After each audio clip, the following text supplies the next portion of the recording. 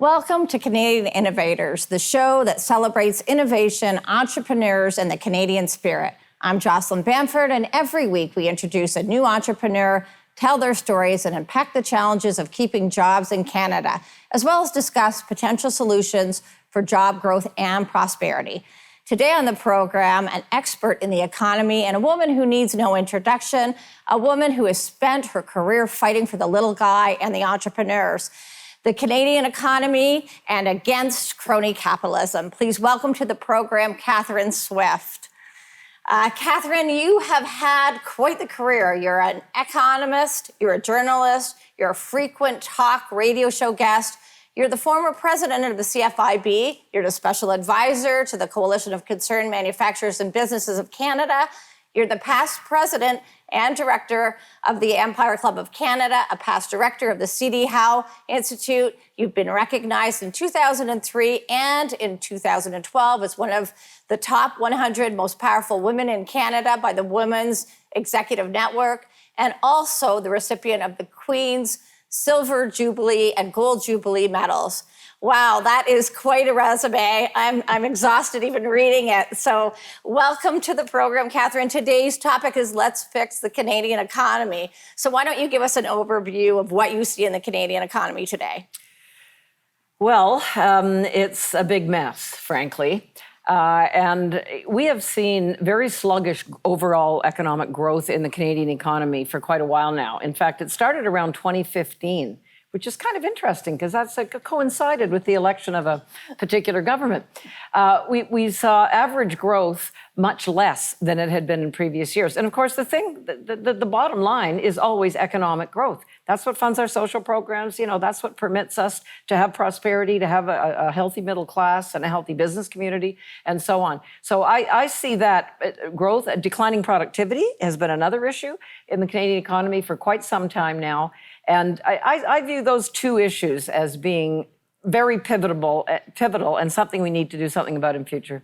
Now, this week, we had Chrystia Freeland issue her economic statement. Tell us what you saw in the economic statement and give us your analysis of it.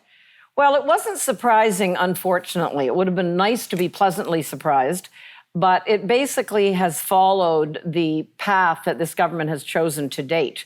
And this is long before the pandemic hit and threw everything into disarray, which is basically very little attention paid to the growth of the economy, the private sector growth, businesses, and so on, that drives the economy. A lot of attention paid to ideology. We know this government is composed of idealists who like to pursue certain goals, no matter what they might do to national finances.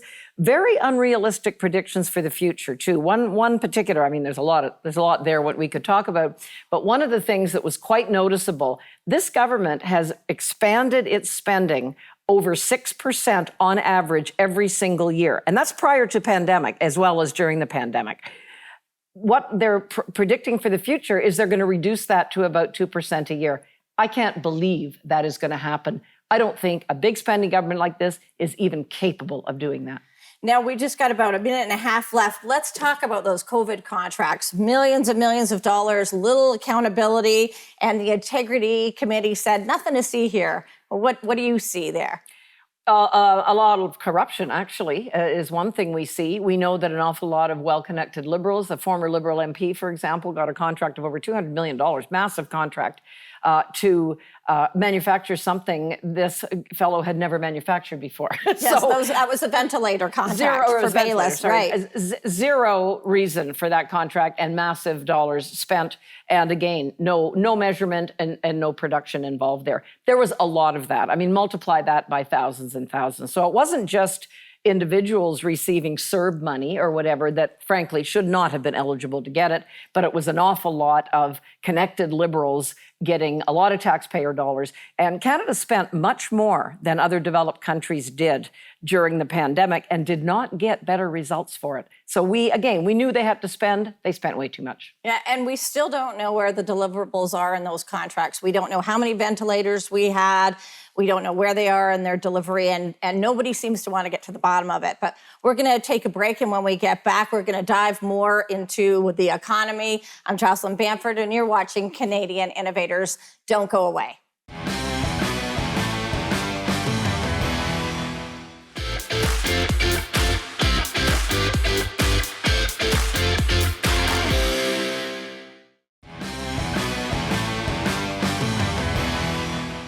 We're back. I'm talking with economist Catherine Swift. And before the break, we were talking about the fiscal picture for the federal government. So, Catherine, let's talk about the resource sector. There seems to be a federal government that's absolutely intent on destroying it. What do you see? Yeah, you're absolutely right. They are. And again, this is where the ideological orientation comes in. They demonize oil and gas, and by extension, a lot of the rest of the resource sector as well. These are massive projects. We know they've put in place all kinds of red tape to make it very, very difficult to even have a project like this in future. And of course, this is what Canada's success as an economy has been based on. One quite ironic element of the fiscal update we just saw from Chrystia Freeland was that they got a windfall of almost $40 billion. And guess where a lot of it came from? Oil and gas taxation revenues. So here they're enjoying a windfall. I mean, what's wrong? You know, what is it you don't get about this picture? They bring all kinds of money to the bottom line of the government, of course, create thousands and thousands of jobs. Roughly 10% of gross domestic product arises from that sector. I don't know any economy that can wipe out a tenth of their economy and think everything's going to be okay. Yeah, it's stunning. It's just, why are we destroying our great birthright of natural resources, jobs, and prosperity, all in the name of ideology? And worse still, it's not going to lead to a cleaner planet. Now, another thing I wanted to talk with you about was something that's impacting almost every Canadian is inflation. So what are you seeing out there, and what can we possibly do to turn the tide, and how did we get here in the first place? Well, some of the inflation is definitely because of causes related to the pandemic. We know we have massive supply chain issues, and they will be resolved. We know there have been shortages and so on, and that has driven prices up. But we also do have control as a country over some aspects of it. And of course, monetary policy and fiscal policy. Monetary policy has been super loose, very low, record low interest rates, more money sloshing around in the economy and so on, as well as government pumping tens of billions, hundreds of billions, actually, into the economy. So all of that drives inflation as well. And Freeland and Trudeau have been very dogged, saying, implying we can't do anything about this. This is all outside. This is a global problem. And it's true. It is a global problem. But that doesn't mean there isn't some stuff we can do to tighten up monetary policy and start to really cut back on the fiscal policy. We haven't seen that yet. Yeah, and it doesn't help when you have a prime minister that says he doesn't bother himself with fiscal policy. That just sets the stage for what's to come. Well, I think a lot of the problem we have is we don't have business people in the cabinet or even much in the caucus right now. And I've dealt with many governments over the years. This government isn't really a liberal government. This is something I don't think a lot of Canadians really sort of understand. They're called liberals, but when I look back to the days of Martin and Chrétien, they were sensible about, they did some dumb things. All governments do some dumb things, but they did a lot of sensible stuff with respect to spending, taxation. They paid attention to the small business community, which is roughly half the economy, and so on. So these guys are way to the left of your typical liberal government. Now let's touch upon something that you just said. Will you set the stage for the difference in the pandemic from both the small business and those large corporations? It definitely impacted them differently. What did you see in that respect?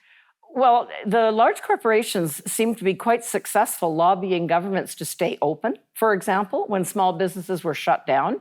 And that shouldn't have happened. There was absolutely no reason you could have a Costco or a Walmart functioning, not totally normally, but largely normally, and have all these small businesses shut down. It just made absolutely no logical sense at all.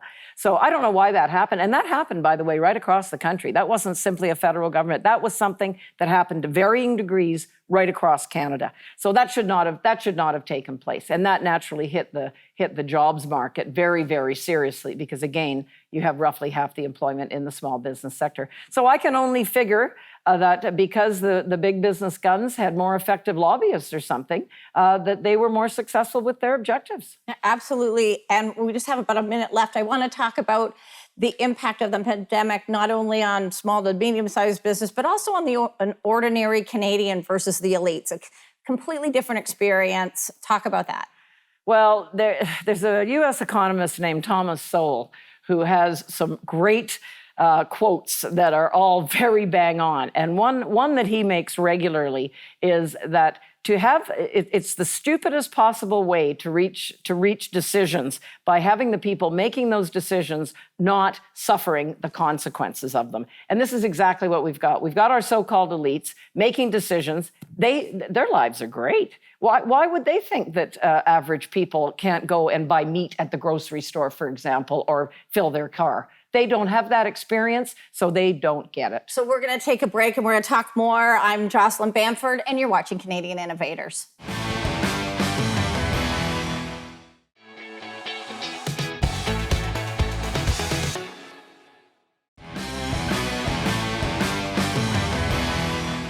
Welcome back. Our topic today is Let's Fix the Canadian Economy.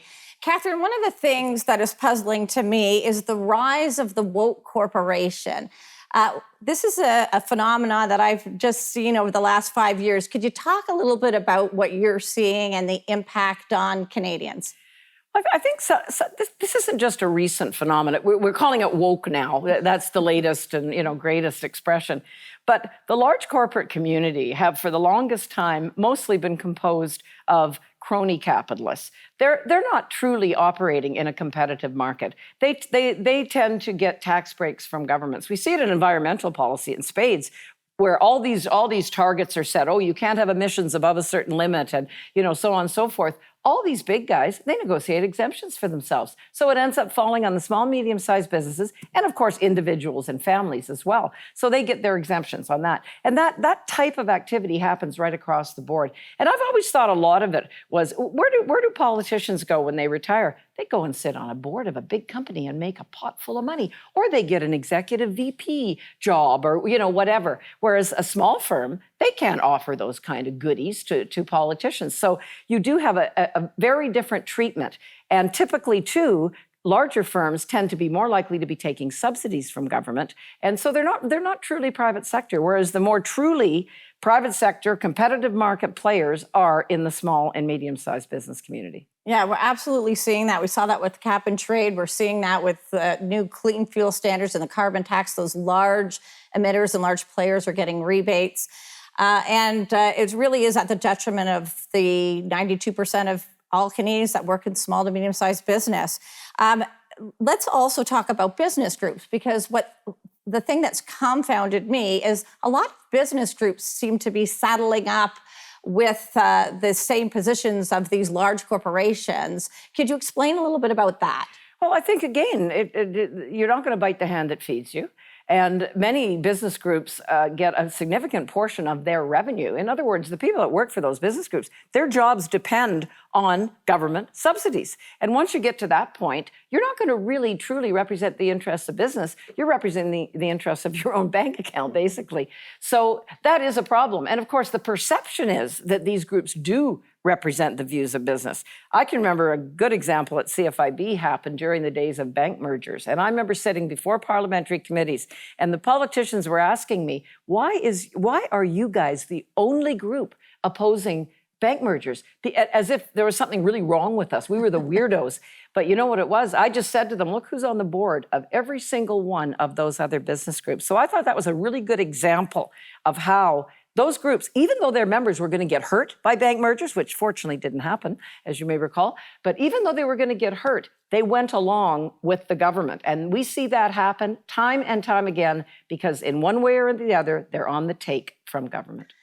And we're seeing that too, and it is such a tragedy that there doesn't seem to be somebody supporting a lot of the entrepreneurs and small to medium-sized business and carrying the flag for them. So what do you see we've just got about 2 minutes left, of the biggest hindrance of job growth and prosperity in Canada today? Well, I think the growth we have seen of government in general at the expense of the private sector is a huge, huge problem. The pandemic, this was happening before, but the pandemic has really, I think, shone a light on it. We saw government employees not doing anything, many of whom were doing nothing, at home, never missing a paycheck. In fact, they got raises. They got raises during the pandemic, which I've found. It's one thing if you say, okay, we're not going to pay, we're not going to cut you off your paycheck, but to give raises, unconscionable. And part of the problem there is because we have such a heavily unionized public sector, and the unions have gotten very political in a partisan way. Just today, we hear that Jerry Diaz of Unifor gets named to head up an Ontario committee or advisory group or whatever on trade issues. That is so inappropriate. I can't tell you how surprised I was when I heard that. It is stunning. It is stunning, the power that the unions seem to have enjoyed during the pandemic. Not that they didn't have it before, but they seem to be growing. Are you seeing that as well? We just have about 30 seconds left. Well, I don't think a lot of Canadians realize it, but unions have more rights and guarantees in Canada than they do in any other country in the world. They have guaranteed revenue streams, and they can exercise that massive amount of money in their own favor. But that still only works for the minority of Canadians. The majority end up paying. We're up against the clock. Let's pick this up when we return. You're watching Canadian Innovators.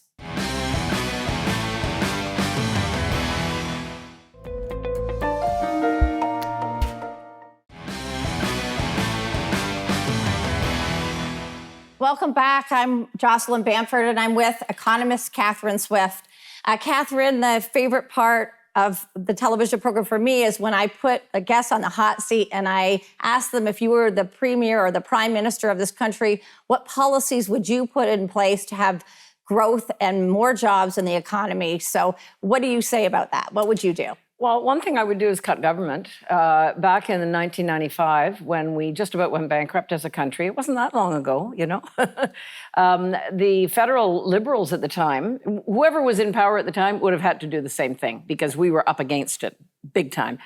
But they cut about 20% from the federal government. There was all kinds of other things they did as well. I don't think we'd miss it if we did that today. It would have to be done fairly and gradually over time. We need more of a focus, again, on the productive part of the economy that create jobs that aren't government jobs. They create productive jobs that contribute to our bottom line as a country, contribute to government revenues, permit us to continue to have a healthcare system, an education system, all those public services that Canadians like to have. You can't have that without a healthy private sector. I think we need to bring compensation into line. Right now, government employees, for example, are compensated about 35 to 40% higher than the same job in the private sector. That's absurd. That should not be happening. So those kinds of measures have to be done. Also, though, unwinding all of the terrible red tape. It's not just a tax issue. We hear about taxes a lot, but red tape and what that costs a business, how that prevents a new business from starting. We know businesses are leaving to go to the US or elsewhere in the world, depending on the nature of their business. And so we need to make Canada actually open for business again, bring back the manufacturing sector, much of which has left, make us an attractive, competitive environment to function in again. I'm afraid, though, we're going to have another financial crisis because we're not going to move on this fast enough. Yeah, and absolutely, we see an aging population. We see the private sector shrinking, the public sector growing. This is not a sustainable solution. Now, Catherine, you've been around the business market space for 6 prime ministers. What do you think the biggest challenge for staying competitive in business today in Canada? Well, I just think it's all the blocks that are put in your way. You would think other countries are attracting business. They're trying to get businesses from Canada often to come over to their country, create jobs, contribute to their bottom line. So I don't think there's really any one particular one, but I think public attitudes too. I don't know that right now you mentioned the woke the woke businesses. An awful lot of Canadians, and I think the pandemic has worsened this, seem to think that as long as government's sending out money, we don't have a problem. Well, we know from hard history we've seen around the world, that is a big problem, and you eventually hit the wall. So I think the electorate also has to realize where the bread is really buttered and elect governments that promote those kinds of policies. Yeah, we seem to have a lack of economics 101 with our younger folks. So what would you do to try and bring some economic literacy back to people so that they can understand we're kind of faced with a train coming down at us, and if we don't wake up, it's going to be a really bad solution? Yeah, the housing market is a classic example. Right now, young people relate to that. They'd like to buy a house and they know they can't afford it. Well, this is a problem because we haven't got governments that promote the building of housing stock, for instance. In fact, they put all kinds of roadblocks in the way. So those connections have to be made. Our education system, of course, is a huge roadblock as well. We're not teaching financial literacy. We're not teaching proper history as to a lot of young people today seem to think socialism looks really good. Maybe they need to learn a little bit about what actually happened under socialist regimes in the past. So I think our education system is badly letting down our younger generations. Yeah, and absolutely. We're not even seeing skilled labor. We have a skilled labor shortage. And again, a lot of that is aging workforce, and they're not even teaching that in any of our schools today. So I got to thank you, Catherine. Great wisdom. I'd vote for you if you were the Prime Minister. We need to teach literacy to our Canadians, and we need to make sure that we're addressing the problems that are coming at us. Indeed. Couldn't agree more. Well, that's all the time we have for today. Thanks to my guest, Catherine Swift. Canada would be in such a better position than we are today if we had a steady hand on the economic wheel. An ideologically driven government is not going to bring back jobs and prosperity. We need a sound plan for the resource and manufacturer sector to do that. I'm Jocelyn Bamford. Thank you for watching Canadian Innovators. If you're an innovator, tell us your story. Write to us at Canadian Innovators at thenewsforum.ca, and we'll see you next time.